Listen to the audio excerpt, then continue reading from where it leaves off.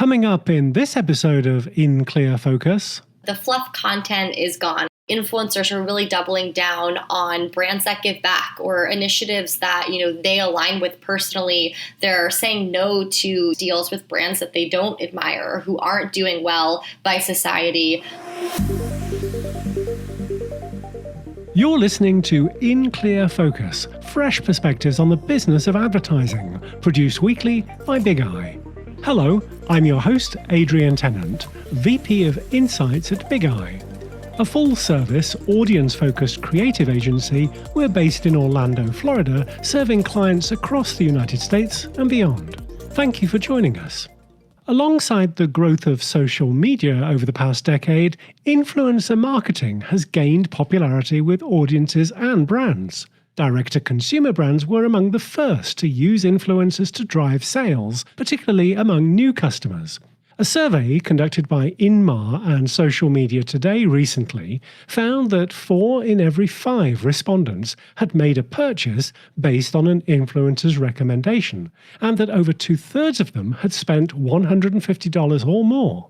Influencers have loyal followings across several social platforms, including Facebook, Instagram, Twitter, and most recently, TikTok, creating new opportunities for brands to appear in paid and earned campaigns that leverage influencers' connections with their followers. Today's guest is an expert in influencer marketing. Paige Garrett is the Assistant Vice President of Marketing at RVD Communications, based in New York City. She has over 7 years of marketing experience across various industries, including fashion, fitness, hospitality, and lifestyle, having worked at companies like Shopbop, an Amazon subsidiary, Obey Fitness, and more. In her spare time, Paige is a fitness trainer and integrative health coach. To discuss all things influencer marketing, Paige is joining us today from Williamsburg in Brooklyn, New York.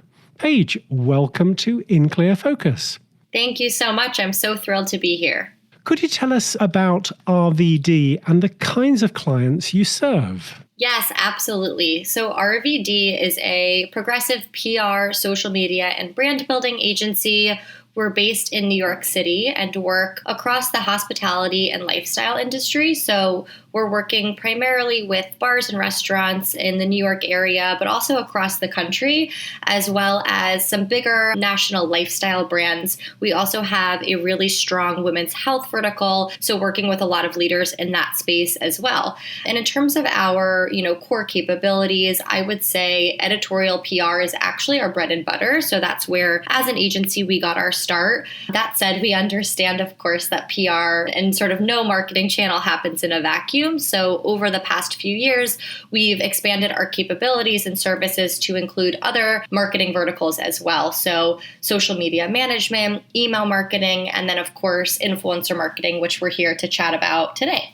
Paige, you're the Assistant Vice President of Marketing at RVD. What does your role entail? I oversee our influencer marketing division, which is actually our fastest growing division, which is really exciting. I also help oversee email marketing. I work very closely with the social media management team and our publicists, of course, because for a lot of our clients, we're working on the same projects, just on different channels. And I also help oversee new business with our founder, Rachel Van Dolsen. So putting together proposals and strategies for potential clients based on their needs or what they're looking for, which is also a lot of fun. RVD has clients in the lifestyle, health, and hospitality industries. Are these verticals especially well suited to influencer marketing? Yes, absolutely. So I would say really any industry at this stage is fitting for influencer marketing, but where we sit across lifestyle, health, and hospitality, there's so much opportunity because there are so many influencers who are leaning into more of just that like snapshot into their everyday life. So I think that those industries and categories in particular touch every one of us at some stage in our day. So it's a lot of fun putting together strategies and, specific campaigns for our clients within those industries, but definitely a lot of room across any industry for influencer marketing. Is that true of business-to-business brands as well as business-to-consumer brands? I do think that there's still a lot of opportunity because from a B2B perspective, the people who you're still operating with a lot of them are also still on Instagram or on Facebook or, are using those channels to find potential partnerships. So I think obviously from a consumer perspective, there's a lot more opportunity in terms of just driving direct purchase and conversion and bigger brand awareness campaigns as well. But I do think B2B, when you think about who is the consumer on social, at this point, it's really everybody. Are there any categories at all that you found don't tend to be as good a fit for influencer marketing? At this point in time, really every industry can win from some form of influencer marketing. That said, it's obviously more challenging for certain industries than others. So, there's a lot of red tape or regulations for certain industries. For instance, the liquor industry, even with our women's health clients or supplements, there is a lot that you can and can't do when it comes to having influencers endorse your brands or products. So as long as you're really reading the fine print and staying up to date with those regulations, and they do vary from platform to platform, I think that there is a way to go about influencer marketing. It really just comes down to finding the right strategy, finding the right partners, really getting clear upfront on the goals of your program and what you're looking for, and then obviously matching that back to what you are and aren't allowed to do from an endorsement perspective. Could you explain the differences between paid and earned influencer management? Yes, absolutely. So at RVD, we run 3 different types of influencer marketing programs. So the first you mentioned is earned influencer marketing. And what that means, it's basically a fancy way of saying trade influencer marketing. So trading a free product or experience or service to an influencer in exchange for set content. And that's probably the type of campaign that we're all most familiar with, in the sense that we're driving trial with our influencers and getting their real-time feedback via content. So with those engagements, obviously there's no agreement in place, there's no flat fee compensation. So while we do our very best to confirm via email, we don't have control over what that final piece of content might look like. So it's really making sure that within those campaigns that you either have established relationships with those influencers, you've worked with them before, and I think that's where an agency comes into play, in the sense that when we're working with influencers on behalf of our clients in an earned capacity, we have that trust established. They trust us and the brands that we're working with. We trust them that they'll follow through with the content that they're promising in exchange for that, again, complimentary product or experience. And it's a great way to also establish relationships early on with influencers and also just learn a lot, because it's not, from like a budget perspective, you're not spending a ton of money. You're really just trading, again, that experience or free product for content. But then from there, there's bigger paid campaigns. So that's when, in addition to those complimentary services or products, you are also giving an influencer a flat fee payment for their content creation. So this is where you might be working with a bigger macro influencer who requires compensation, or you have a very specific campaign brief that you want to make sure that you get exactly the type of content that you're looking for. So with the bigger paid campaigns, there's an agreement in place. You have more control over exactly when that content's going to go live. A lot of times we'll include reviews within our agreement so that we're getting to see the content before it goes live and providing our influencers with a round of content edits.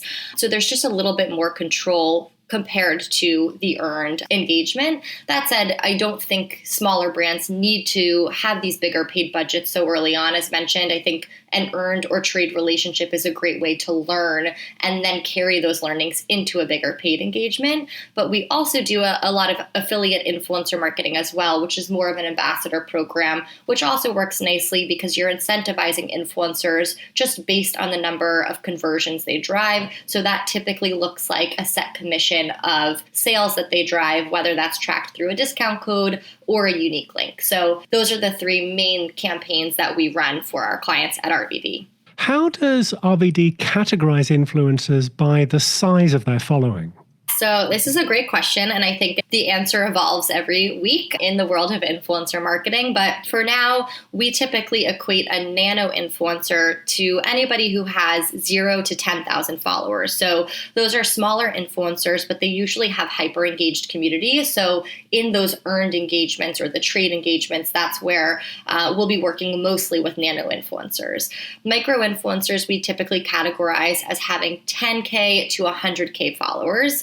There's a new branch of influencer, which is the mid-level, which is 100 to 500K. Macro influencers would be 500K to 1 million followers. And then there would be the mega macros, which have over 1 million followers. And those are typically more of the celebrity status of influencer. So we, of course, are very mindful of these different tiers. And as mentioned, a paid campaign versus an earned campaign will kind of stipulate who we're working with from like a tier perspective. But we do also keep a very close eye on engagement rate, no matter if we're working with a nano influencer or a macro influencer, because at the end of the day, you want to make sure that your content is being seen. So there are a lot of platforms that can equate engagement rate for you. But the way you would basically go about finding that engagement rate is likes and comments divided by the total number of followers. So again, making sure that in addition to a lot of followers, all of those followers are hyper engaged with that specific influencer's content. For those listening who haven't yet worked with influencers, what are some of the issues marketers need to consider when planning a sponsored campaign for the very first time? A lot of the clients we're working with are brands that are just launching or who have never done influencer marketing before. So what we like to lead with is lead time. So it does take a little bit of time to nail down your strategy, align on the goals of the program. Is it brand awareness? Are you looking just for content to repurpose across your owned channels? Are you looking, of course, to drive sales? Sort of like, what are the main goals of this initial campaign that you're putting together? And then from there, really working backwards to find the right partners. I think really making sure that you're doing your due diligence and researching to find the right type of influencer. For instance, we would never recommend a cheese brand to an influencer who is obviously dairy-free. So while it takes a little bit of time to do that manual research, of course, there are resources and platforms that help. It is really important to take that extra time to do so. And then from there, it's also vetting those partners. Obviously, in the world that we live in, everything on social or everything online, it lives there indefinitely. So making sure that you're doing a deep dive before reaching out to a potential partner to make sure that they're fully brand aligned with your brand or your client's brand. I think influencer marketing works very similarly to public relations or PR in the sense that you still need to proactively pitch your brand or your product or service to the influencer and get them to be interested. So, just like how journalists are inundated with pitches every day, so are influencers. So what can you do to really insert your brand or product or service into that influencer's day-to-day life? How can you personalize your outreach and make them see the value of what it is you're offering to them? So really taking the time to craft that messaging in the right way. And then from there, it can take a little bit of time to get that interest. So again, I think the overarching theme of my reply is time and research. Typically, once we have that initial interest, we'll provide a creative brief, but also leaving ample room for that creator to use their creative expertise, because that's why, you're approaching them in the first place. So just making sure you have all those various aspects buttoned up before you even begin your outreach, so that once the interest is there, once you start the process of collaborating with an influencer, you know exactly what you're looking for and the value that they can provide to you and your brand. Thinking specifically about direct-to-consumer brands or retailers selling online, what types of influencer marketing campaigns does RVD typically run? A lot of the clients that we're working with are either new brands that are just launching or brands that are smaller and may have never done influencer marketing before. So for our D2C clients specifically, we typically start with more of an earned or trade engagement. So providing that product, just getting the product into as many influencers' hands as we possibly can. Of course, again, doing our due diligence to make sure that they're the right type of partners, the right influencers who would genuinely, as consumers, value from that client's product or service. So within that sort of initial earned or trade campaign, it's a great way for us to learn a lot, candidly. So before our clients have to put, larger budgets behind campaigns, we can use more of this earned engagement to find out, what type of influencers are really resonating with the brand or product? What type of content is working really well? What content might not be working as well? Who do we love? Who, loves us? Just really establishing relationships and learning in this initial earned phase, so that when it does come time to do a bigger paid initiative or campaign, or even just build a brand ambassador program, we have all of those learnings in place. The beauty of D2C as well is that obviously via stories or even just via link in bio, if you're working with a smaller nano influencer, influencer, you can link directly to your client's website or the specific product that the influencer is recommending. So from a conversion perspective, it's really helpful specifically for those D2C clients. Let's take a short break. We'll be right back after these messages. I'm Lane Martin, graphic designer on Bigeye's creative team. Every week, In Clear Focus examines trending topics through the lens of consumer behavior. At Bigeye, for every engagement, we commit to really understanding our clients' target customers, using research to learn about their attitudes and motivations. And as a graphic designer, I use these insights to guide my approach to crafting visually engaging solutions and inspiring, effective campaigns. If you'd like to put Bigeye's creative communications to work for your brand, please contact us. Email info@bigeyeagency.com. Bigeye, reaching the right people in the right place at the right time. How do you identify? Female, male, gender fluid, cisgender, genderqueer, non-binary, transfeminine. Society is constantly changing and evolving. To understand how Americans feel about gender identity and expression, Bigeye undertook a national study involving over 2,000 adult consumers. Over half of those aged 18 to 39 believe that traditional binary labels of male and female are outdated and instead see gender as a spectrum. Our exclusive report, Gender Beyond the Binary, reveals how beliefs across different generations influence the purchase of toys, clothes, and consumer packaged goods. To download the full report, go to bigeye.agency/gender. Non-conforming, transgender, two-spirit, transmasculine, gender fluid. Gender Beyond the Binary. Welcome back. I'm talking with Paige Garrett, Assistant Vice President of Marketing at RVD Communications. Paige, how do you calculate the return on investment for clients from an influencer marketing campaign? I love this question. Of course, measuring success is extremely important. And, for our earned or trade relationships where we don't have an agreement in place, we still typically like to use UTM links. So essentially, it's first establishing what is the goal of this program or campaign that we're running. Is it capturing content? Is it driving sales, which is usually the goal? Is it just driving bigger brand awareness for a specific initiative or partnership, sort of aligning on what the goal is up front so that we can measure against that. But what we can use UTM links for is essentially once our influencers are including that swipe up or the link in bio, we get to see what's happening once a consumer leaves the world of Instagram or leaves the world of that influencer and enters the world of our client or brand. So while, again, these aren't paid, we do have a lot of success with asking our influencer partners to use their UTM links because the way we position it to them is that we as a brand want to create a long-standing relationship with you. And what this unique link will allow us to see is everything that you're driving for us as a brand. And I think influencers are really apt and receptive to that, which is wonderful because they also want to do right and do well by the brand.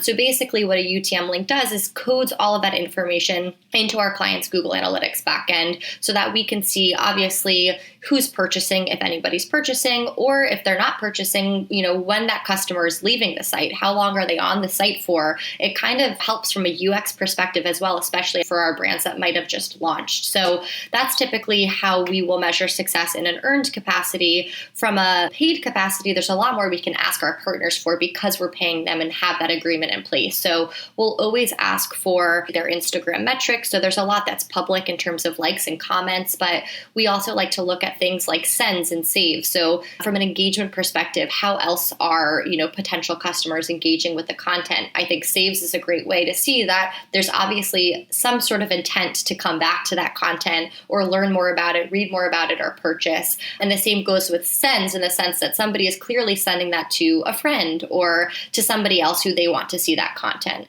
We also ask our paid partners, did anybody DM you about this brand? We look at the sentiment of their comments. So overall, just making sure that we're capturing a full picture in the sense of what did this partnership drive from a website or conversion perspective, but also just from a bigger brand awareness and sentiment perspective as well. Paige, thinking about the types of clients you work with at RVD, and obviously without giving away any trade secrets, what are some of the tactics or types of content that you find work consistently well? Yeah, so we have a fun phrase that we like to say at RVD, which is gone are the days of fluff content. I think that when influencer marketing first started a few years ago, especially on Instagram, there was a lot of, posing with specific products or very curated content. And I think that while there are a lot of content creators who do create beautiful content that is very editorial and stylized, I do think that more real, authentic content is what is performing really well. And it makes sense because at the end of the day, a follower or a community that an influencer has, they're looking to that influencer just for day-to-day inspiration. And they have that established relationship with that influencer. They know what their typical day is like because the influencer shares it every day. So when an influencer is promoting something that is so far from what they typically would share or that clearly goes against something that a follower already knows about them, I think it's really obvious to the consumer and it's very unlikely that they'll take action when it comes to that content. So for instance, we have an influencer who we work with quite frequently who we had a paid engagement with recently, and her content was already pre-shot. We've, approved the content. We were ready to go. And she actually, unfortunately, got COVID. And it was during this time that she really used her channel to open up about her mental health, about the way that it was affecting her, obviously physically, but mentally as well. And it was such a beautiful thing to see and such a real and honest depiction of who she is as an influencer and the way that she wants to try to help others who are likely going through similar situations. And the content we had pre-recorded just felt so wrong in that instance because of this phase that she was coming out of personally. So instead, we decided to collaborate on, you saw value in the product previously, but how do you see value in the product now that you're coming out of such a difficult 2 weeks, a difficult time where you obviously spoke to your mental health and how this has all affected you. And we kind of worked with her as a creator to reshoot the content in a way that felt really real and honest with where she was in her life. And I think that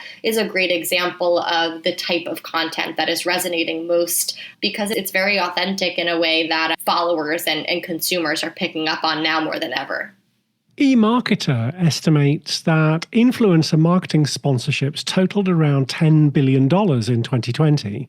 Given its popularity, are you seeing clients using influencer marketing in addition to ad campaigns, or does that $10 billion reflect a shift in spending away from traditional and digital advertising and toward influencer marketing?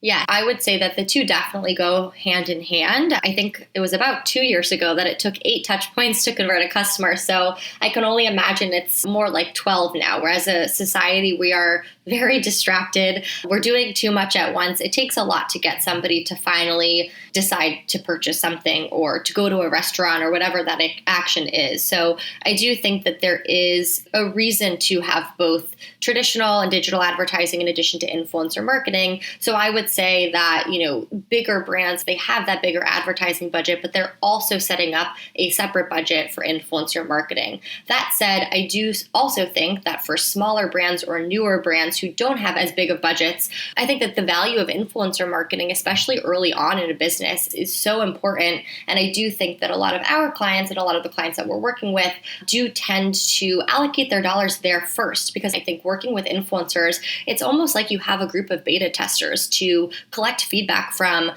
Using our UTM links, we can see, is there anything broken in terms of our UX website flow that we should consider before you're putting larger dollars behind advertising. And I do think also with influencer marketing, there's a lot of content you can capture that you can then leverage for your own or paid channels eventually. So I do think, again, the two work hand in hand. There's a reason to be doing both, but as a smaller brand, while you're just starting out, using an influencer marketing campaign in more of that trade or earned capacity to start is a great way to find your core audience demo, find what's working from a content perspective, use your influencers like beta testers, just use that influencer campaign to collect a lot of data and information that you can then carry over when you're ready to do more of a traditional or digital advertising run. Well, we can't talk about social media and not discuss TikTok, the breakout network of the pandemic. Paige, what kinds of brands do you see performing best in this channel? We love to talk about TikTok. It's definitely a labor and time-intensive platform in the sense that if you're going to be on TikTok, you really need to double down and be on TikTok. So what we typically recommend for our clients is, making sure that you're really ready and that you have enough content to fill in that channel. So it's obviously very video heavy. There's a lot of cutting. And it's also what we like to say as well is whereas with Instagram, there's a lot of curation. It's a very editorialized vision of your brand or product or service. And the same goes for influencers. I think that there are a lot of influencers who still take a lot of pride artistically in their Instagram feeds and the type of content they're producing on Instagram. Whereas with TikTok, it's kind of like what Snapchat was like when it first came out, only it lives forever. It doesn't, go away after 24 hours, but it is a little bit quicker, a little bit more real, authentic. It's kind of like a BTS or behind the scenes look at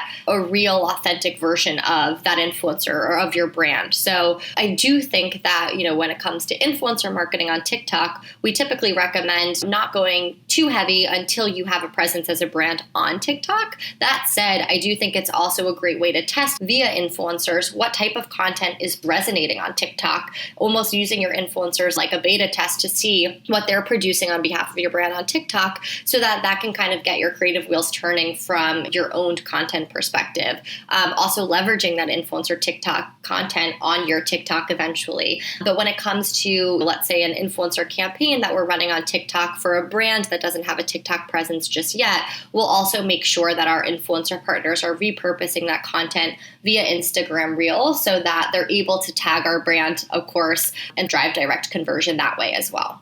For any brand that's considering engaging with an influencer marketing agency or a communications firm to manage a campaign, what are some good questions to evaluate whether that firm will be a good fit? I think that it's getting very clear upfront regarding what you're looking for with that influencer campaign. So obviously, I think every brand is interested in sales, but depending on where you are in your business, do you just need content? Maybe you don't have a budget for a big photo shoot, or you're just a founder and you don't have access to a full team. Is there a campaign you're looking to mount just so that you can capture content for your own channels? Are you looking to drive sales? Are you looking for, bigger paid campaigns? Just making sure that your goals align with the agency and the agency services and capabilities. I also think definitely asking about previous projects that they've done, case studies, making sure again that the types of brands that agency may have worked with fits with what you're looking for, what your brand vision may be, that they're brands that you know and respect and admire in the space. And I also think it's just making sure that you're also set up to have a successful influencer program. So for instance, if you're looking for a bigger brand ambassador program, do you have some sort of D2C component? Do you feel equipped and ready to have enough product to seed out to influencers if you're doing a trade or earned program? If you want a bigger paid campaign, do you have healthy budgets? Making sure that you're aligned on all of those key components in addition to the goals of your campaign so that that agency can, give their strategic recommendation on what is or isn't doable. Paige, looking at the next 2 to 3 years, how do you see the influencer marketing landscape evolving? The fluff content is gone. I think that when an influencer is choosing to share content, whether it be sponsored or not, I think that influencers are really looking to add value and to open up bigger conversations and use their platforms for the greater good. Whereas, I do think there was a lot of curated and just stylized content previously. So I'm excited to continue to see this where influencers are really doubling down on brands that give back or initiatives that they align with personally.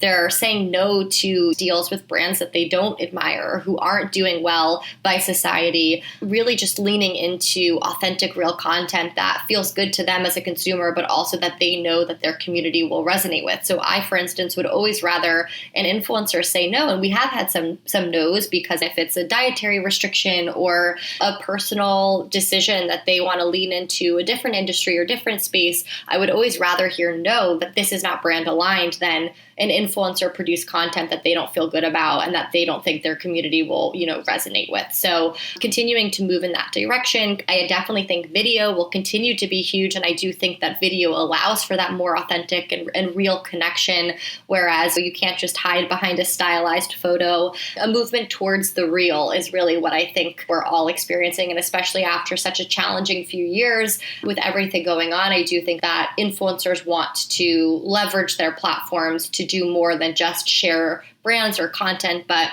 to share resources. I think that educational content will continue to be huge, and just moving towards using social media for the greater good rather than perpetuating unrealistic norms of a perfect lifestyle, which we all now know does not exist. So Paige, if In Clear Focus listeners would like to learn more about influencer marketing with RVD, where can they find resources? Yeah, so you can visit our website at www.rachelvandolson.com. You can email us at info@rachelvandolson.com or find us on Instagram at RVD Communications. And if people would like to know more about your coaching services for fitness and integrative health, where can they find you? They can find me at www.paigegarrett.com or on Instagram at Paige A. Connolly. Paige, thank you very much for being our guest this week on In Clear Focus. Thank you so much for having me. It was such a pleasure. Thanks to my guest this week, Paige Garrett, Assistant Vice President of Marketing at RVD Communications. You'll find a transcript with links to the resources we discussed today on the In Clear Focus page at bigeyeagency.com. If you enjoyed this episode, please consider following us on Apple Podcasts, Spotify, Google Podcasts, Amazon Music, Audible, YouTube, or wherever you listen to podcasts. Thank you for listening to In Clear Focus, produced by Bigeye. I've been your host, Adrian Tennant. Until next week, goodbye.